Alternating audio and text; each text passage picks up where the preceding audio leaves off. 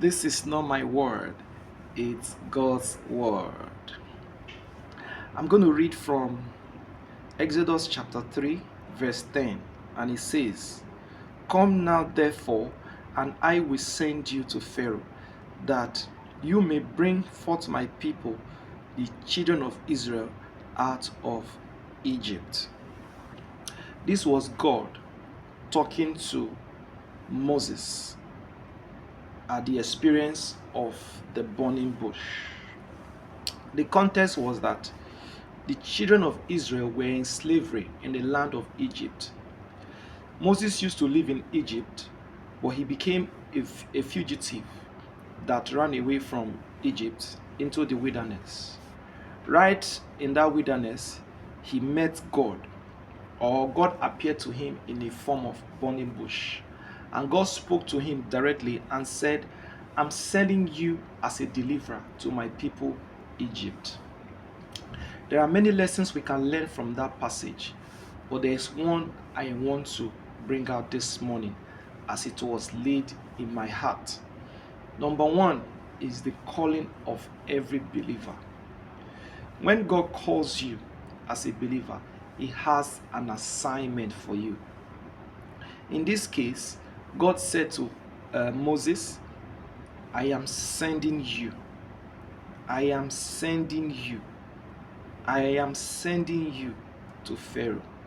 So the first question I want to ask you is this: who is God sending you to?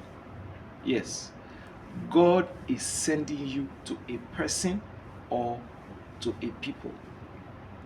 Then what is the purpose? He said that you may bring forth my people, the children of Israel, out of Egypt. God's calling is not into a vacuum. God's calling is not a directionless calling.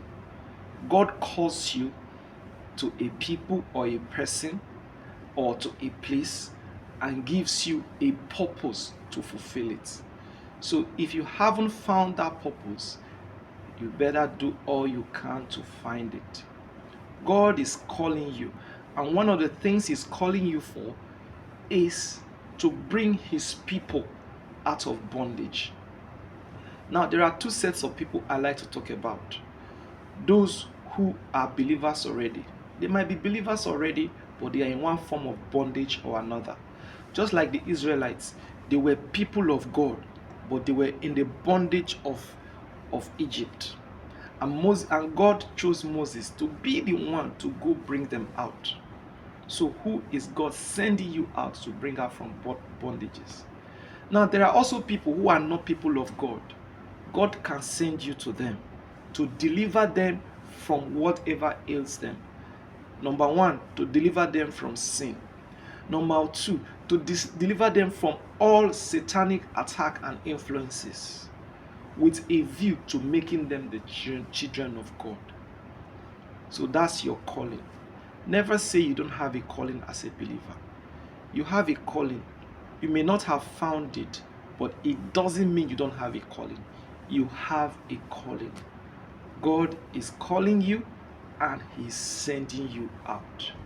Obey. Remember, this is not my word, it's God's word.